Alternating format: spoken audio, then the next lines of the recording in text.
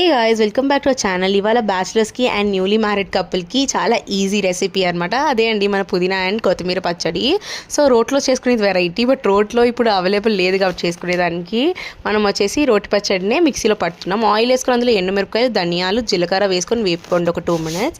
ఇందులోనే ఆనియన్స్ వేసి బాగా వేపుకోండి లైట్ బ్రౌన్ కలర్లో మారేంత వరకు. సో లైట్గా గోల్డెన్ బ్రౌన్గా ట్రాన్స్పరెంట్గా మారుతుంది కదా, అప్పుడు మనం టమాటోస్ యాడ్ చేసుకోవాలి. బాగా యాడ్ చేసుకొని 2 minutes ఫ్రై చేసుకోండి. కొంచెం స్మాషీగా అవుతుంది అనమాట. ఇందులో ఎక్స్ట్రా ఆయిల్ కానీ వాటర్ కానీ ఏది యాడ్ చేయకండి.